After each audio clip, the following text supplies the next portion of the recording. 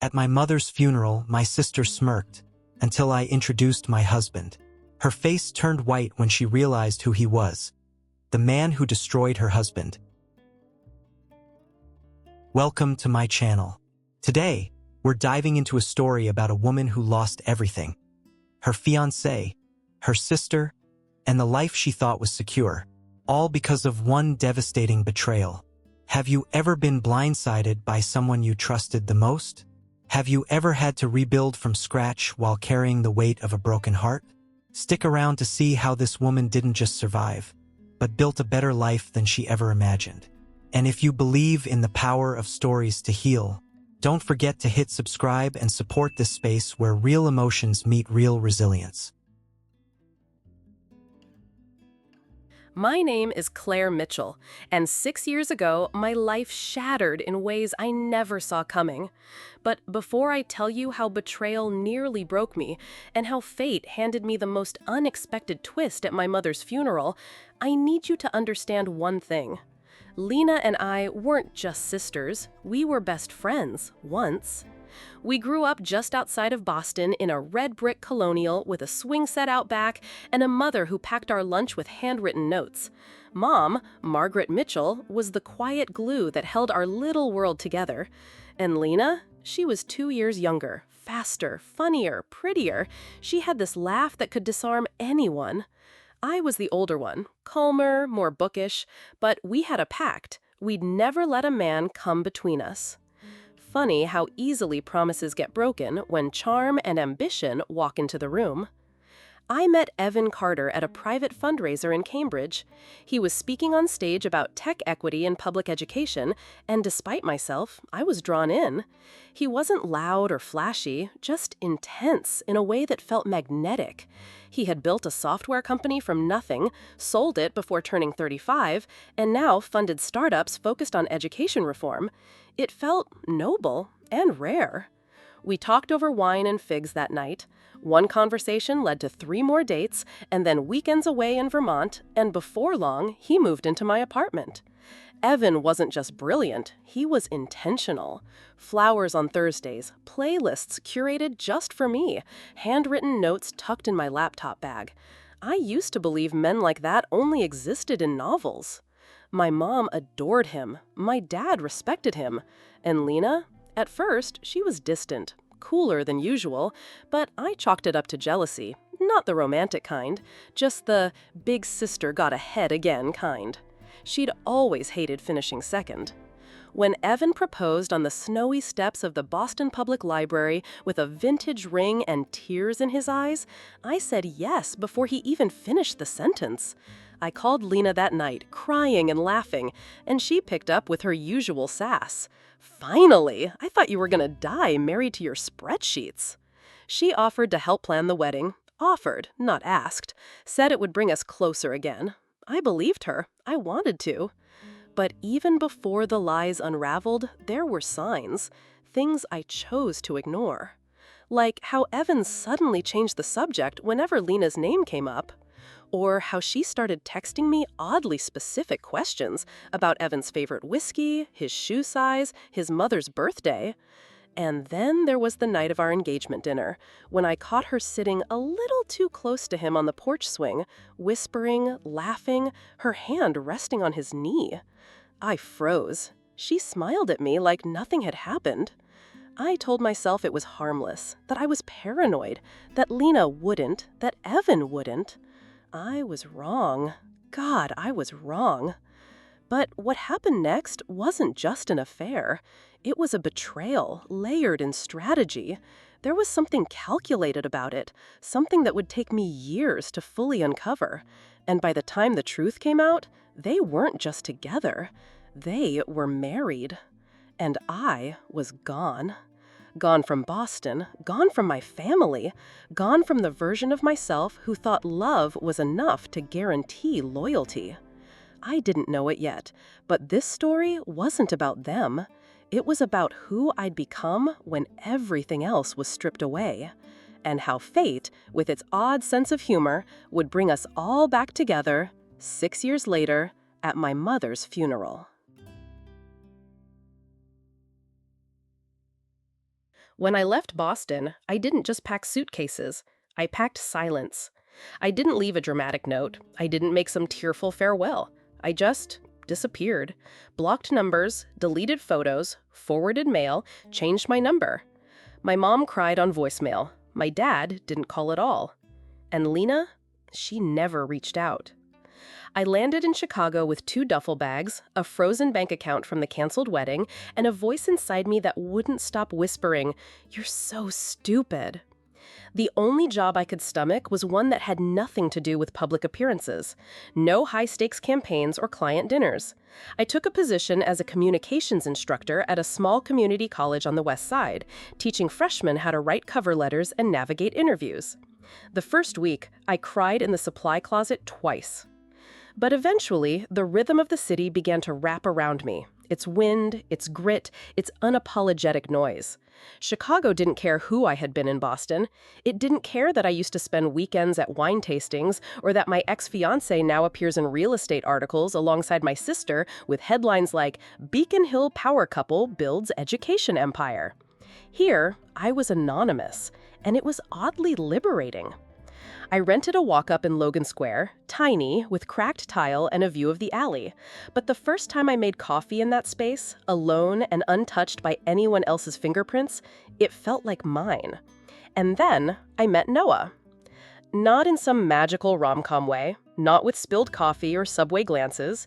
He was a guest speaker in one of the faculty training sessions. Quiet, sharp, the kind of guy who didn't feel the need to prove he was the smartest person in the room, but somehow still was. He spoke about behavioral finance and the psychology of consumer trust.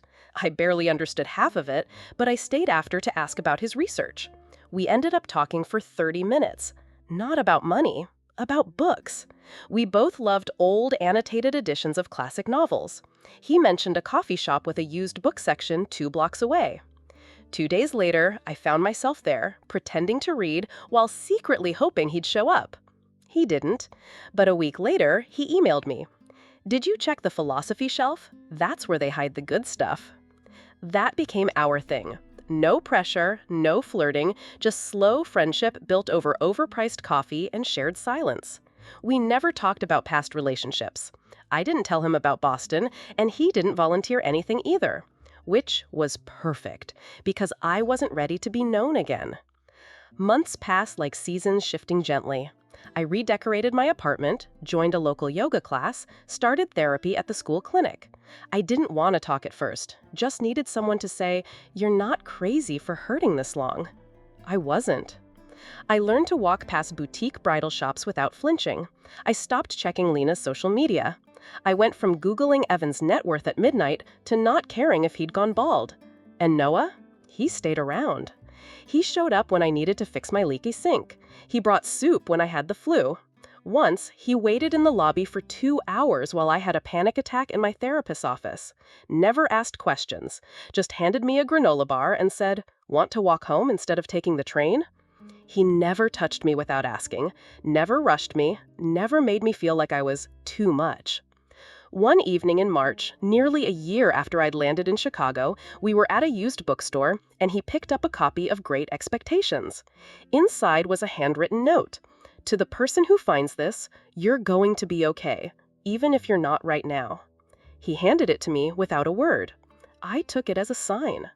The first time I let Noah kiss me, it wasn't electric or cinematic.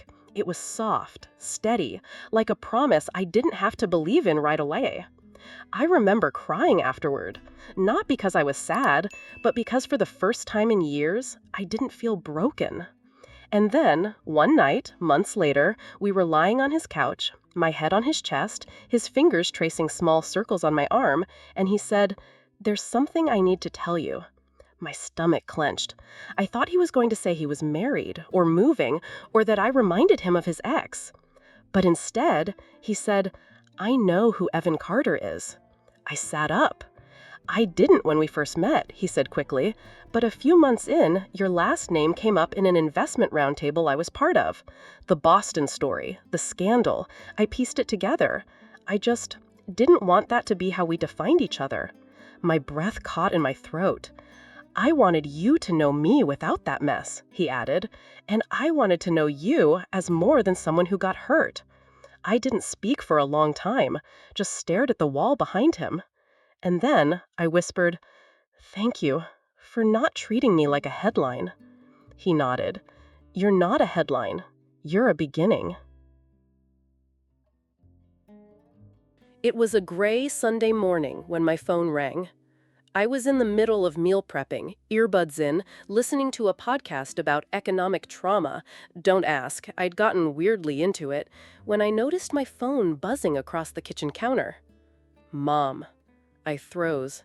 We hadn't spoken in over a year. She sent emails sometimes, little updates about the garden, a new recipe she tried, saw your name in the college's alumni magazine, so proud. But calls? Calls meant something. I hesitated for a full ring before picking up. "Claire," she said, her voice tired but steady, "I don't want to scare you, but I think it's time you came home." I leaned against the sink. "Is it Dad?" A pause. "It's me." Those two words dropped like lead in my chest. She told me, softly, carefully, that she had been diagnosed with late-stage lymphoma 3 months ago, that she hadn't wanted to burden me until the treatment stopped working, that Dad knew, that Lena knew, that she didn't want to leave this world with her daughters still not speaking. I sat down on the kitchen floor, my dinner half prepped, the world suddenly silent. "I'm not asking you to forgive anything," she whispered. "Just come see me while I still look like myself." I flew out 2 days later. Noah insisted on taking me to the airport. He didn't say much, just held my hand the entire ride, kissed my forehead at security, and said, "Whatever happens, I'm here. Just come back." When I landed in Boston, the city felt smaller, colder, or maybe I'd just outgrown the version of myself who once called this home. Dad picked me up. He looked 10 years older. His hug was long, and when he finally pulled back, his voice cracked. "She's waited for this day since the diagnosis." At the house, nothing had changed. Same ceramic angels on the windowsill, same yellow curtains in the kitchen, same framed school photos from 2003, me in braces, Lena with bangs we never talk about. And then I saw her, Mom, sitting in her favorite armchair, wrapped in a soft blanket, a scarf around her head, skin pale, but eyes still sharp. She smiled when she saw me. Not the kind of smile that says, "I'm fine," but the kind that says, "I've waited for this." I dropped my bags and crossed the room in 2 steps, fell into her arms like I was 10 again. We both cried, the kind of crying you don't need words for. That night, I stayed up in my old room, staring at the ceiling, listening to the sounds of my childhood house, the creak in the hallway, the distant hum of Dad's ancient humidifier, and then the front door opening. I peeked through the blinds and saw Lena stepping out of a black SUV. She still looked like the version of her that Boston loved. Sleek black coat, designer handbag, effortless waves in her hair. But something was off. She hesitated on the porch like a guest, not someone who grew up there. We didn't speak that night. The next day, over awkward coffee and too many silences, Mom suggested we both go to the same florist to help plan arrangements. She made it sound casual, just a few small touches, nothing fancy, but I knew what she was doing. Lena and I ended up in the same car, silent for the first 10 minutes, until she finally blurted, "I'm surprised you came." I stared at the road. "Yeah, so am I." She sighed. "Look, I know we're not going to magically fix everything in one car ride, but I'm glad you're here." I didn't say anything. I couldn't, because no apology had come. Just that hollow acknowledgement, like putting a Band-Aid on a bullet wound. Later that evening, I sat with Mom on the porch while she sipped tea from a mug with faded sunflowers. She asked about Noah. She wanted to know what made him different. "He never needed me to be impressive," I told her. "He just saw me, even when I didn't want to be seen." Her eyes crinkled. He sounds like the kind of man who makes the hard things feel easier. I nodded. And he knows Evan. That got her attention. I explained the twist. How Noah and Evan had once crossed paths in the venture capital world, how Evan's startup had burned a bridge with a mutual fund Noah backed, how Noah had never brought it up until he had to. Mom didn't say much. She just stared out into the twilight and whispered, "Funny how the universe has its own ways of bringing things full circle." The next morning, she handed me an envelope. "Don't read this now. Read it when I'm gone."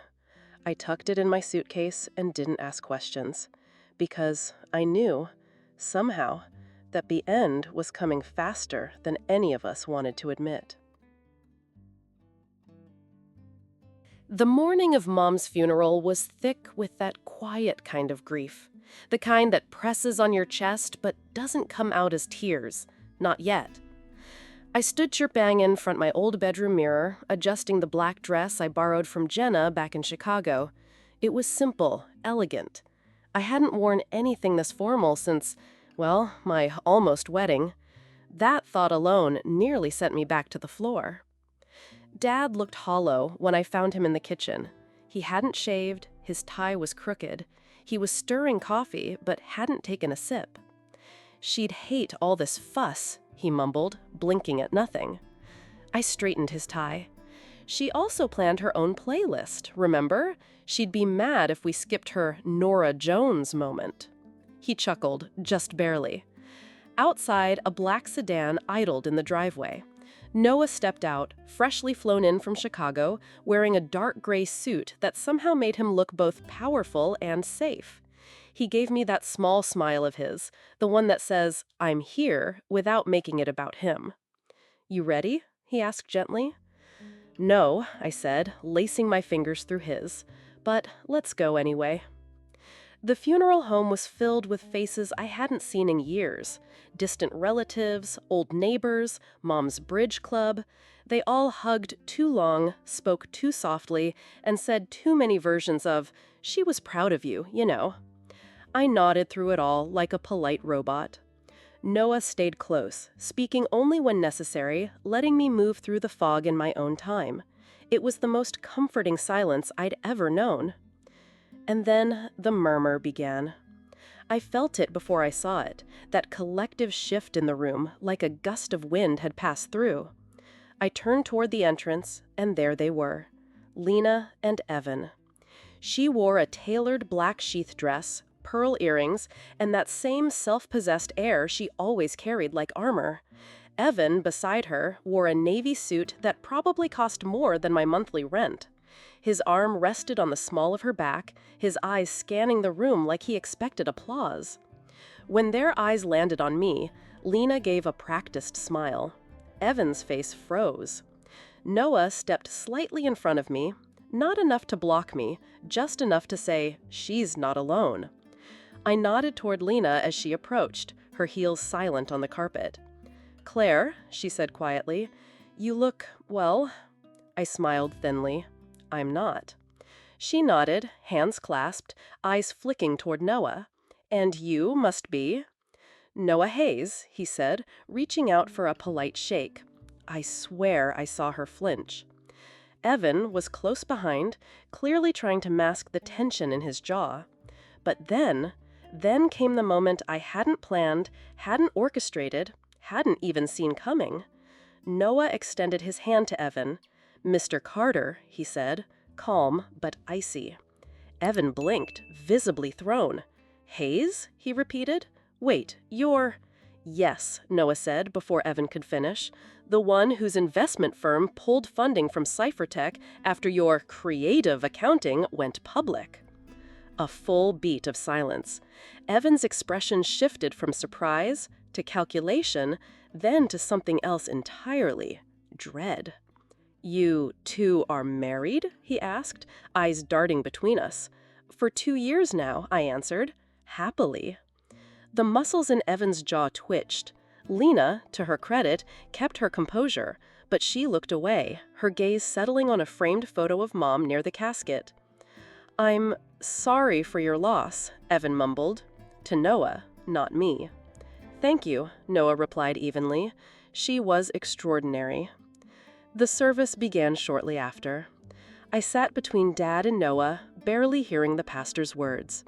I kept my eyes fixed on the photo of Mom, the one we'd chosen together, taken just a year before her diagnosis, on a random Tuesday in the garden. Her eyes crinkled with sunlight. Pure, unfiltered joy. When it was my turn to speak, I stood on legs that felt borrowed. I talked about her laugh, her casseroles, her ability to sense exactly when I was pretending I was fine. And then I looked out into the sea of faces and locked eyes with Lena.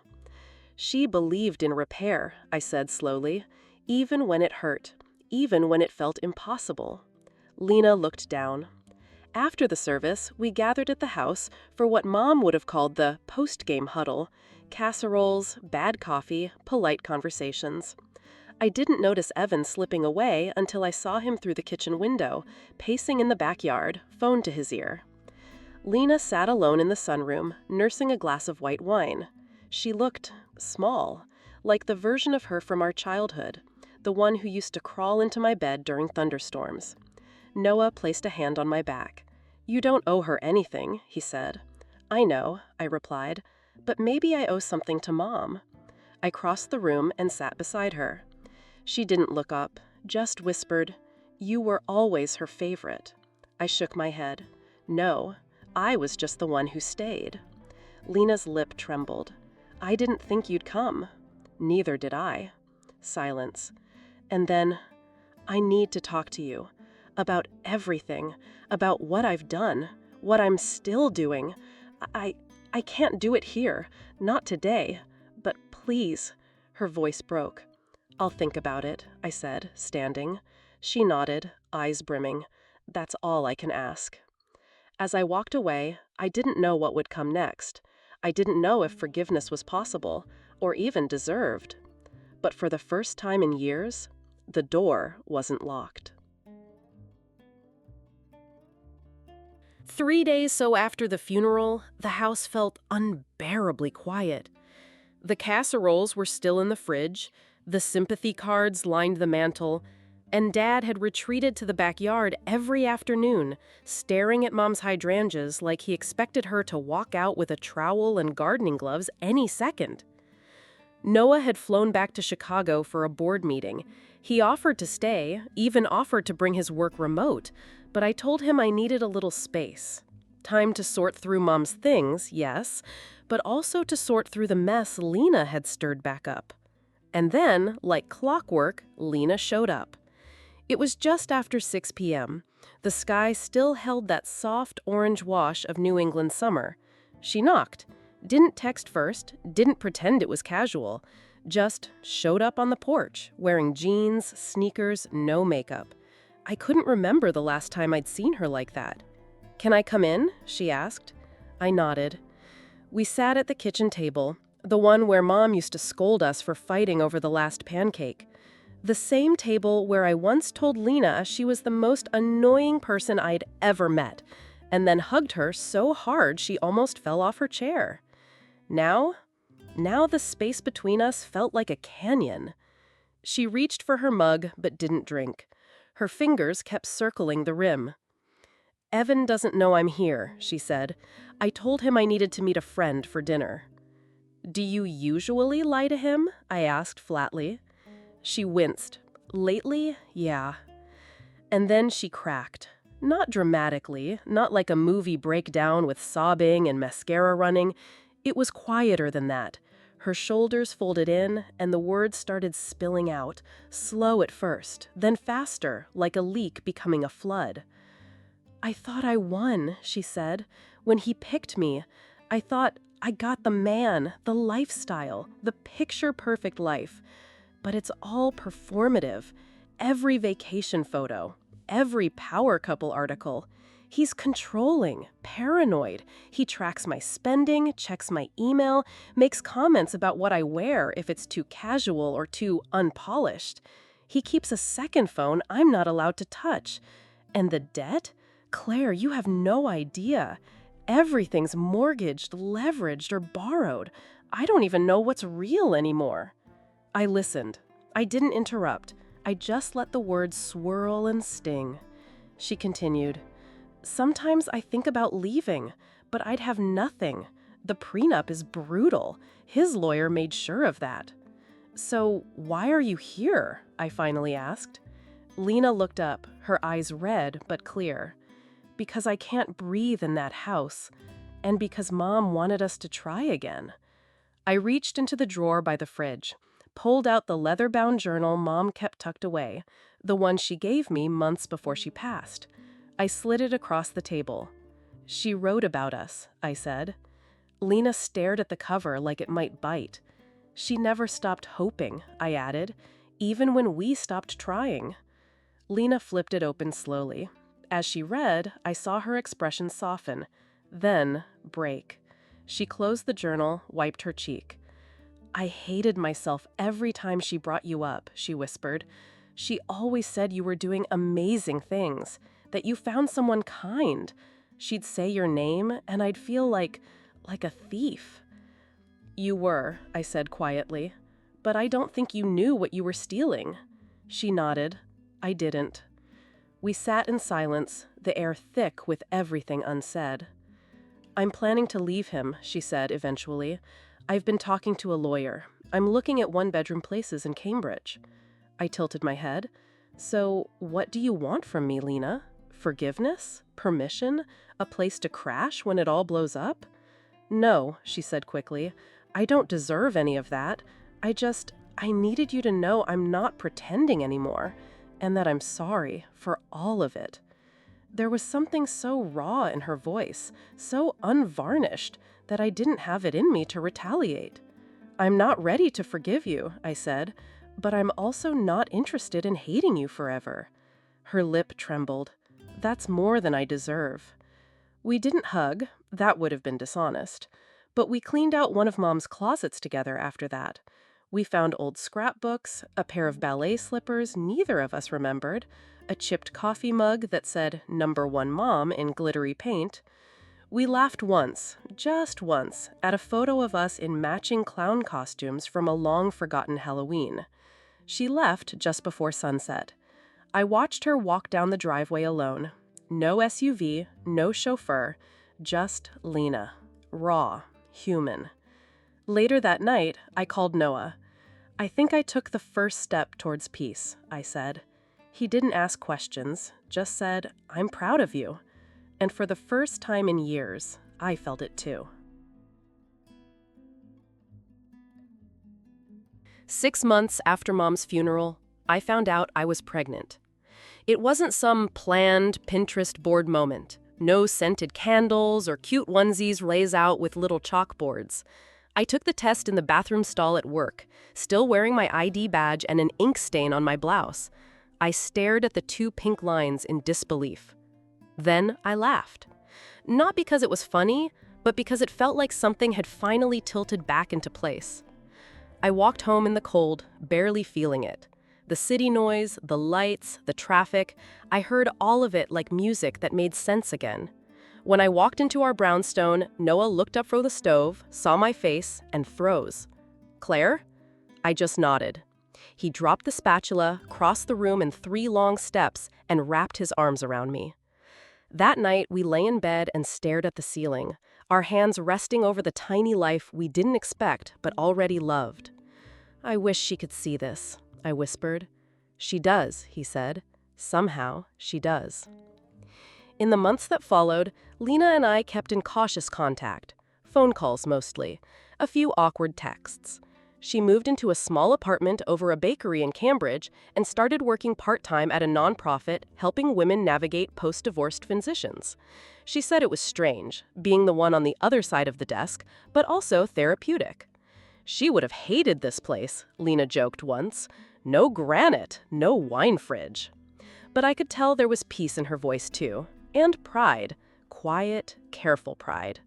She even mailed me a baby blanket she knitted herself, blue and cream, with one square a little too tight. I cried when I opened it.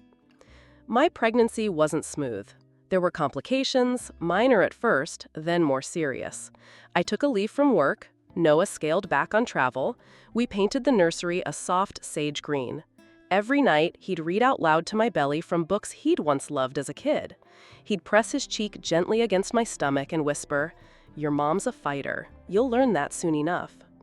And then, one rainy Tuesday morning at 36 weeks, I went into labor. It was early, it was intense, it was terrifying. But when they placed our daughter in my arms, tiny, furious, and loud, it felt like the world paused just long enough for me to say, "You're safe, you're here, you're already everything." We named her Margot Elaine Hayes. Margot for Mom, Elaine for Noah's grandmother. A piece of each past tied into our future. Weeks later, I found myself sitting in the nursery rocking chair, Margot asleep against my chest, the late afternoon sun casting soft golden streaks across the room. Noah was napping on the couch, one arm draped dramatically over his eyes like he was in an indie film. I smiled. And I thought about all the versions of me that once thought this would never be possible. The version sobbing on the bathroom floor in Boston. The version curled up alone in a Chicago walk-up. The version who believed betrayal would always outweigh healing. They were wrong. Because healing doesn't erase the past, it just rearranges its weight. I opened Mom's journal again that night. I'd read it so many times, I practically knew it by heart. But this time, one line hit different. Scribbled in her handwriting, next to a recipe for lemon poppy seed muffins, was a note. "I may not get to see them whole again, but I believe in the quiet work of love. Even cracks can hold light." I closed the book and kissed Margot's soft hair. She would never meet the woman who taught me how to be soft and strong at the same time, but I would raise her with that wisdom, baked into lullabies, folded into every bedtime story, whispered into scraped knees and bad days and first heartbreaks. Lena visited when Margot was 3 months old. She brought coffee, sat on the floor with the baby, and didn't try to pretend we were something we weren't. But she looked at me with tired eyes and a gentleness I hadn't seen since we were kids, and said, "I'm trying, Claire, every day." And for the first time, I believed her. Before she left, she kissed Margot's forehead and whispered, "You're lucky. Your mom is magic." I didn't cry, not then. But later that night, I stood over the crib and watched Margot breathe, and I let it come, every emotion, every scar, every moment that had led me here. And I whispered back, "We're all lucky, even the broken parts." This isn't the story I thought I'd be telling. It's not the life I once imagined, with the perfect fiancé, the Boston townhouse, the diamond ring that made strangers stare. But it's the story that saved me. And if you've ever been cracked open by pain, I hope this story reminds you of something no one tells you enough. It gets better. Not perfect, but better. And sometimes, that's even more beautiful. Thank you for listening. And if you're still healing, just know you're already on your way. Keep walking. Claire. If this story resonated with you, even just a little, I'd love to hear your thoughts. What part stayed with you the most? What would you have done differently? Drop your reflections in the comments below. I read every single one. And if you believe in stories that heal, reveal, and remind us we're not alone, don't forget to like, subscribe, and stick around for the next chapter. Thanks for spending your time with me. Truly. Until next time, be kind to yourself. You're doing better than you think.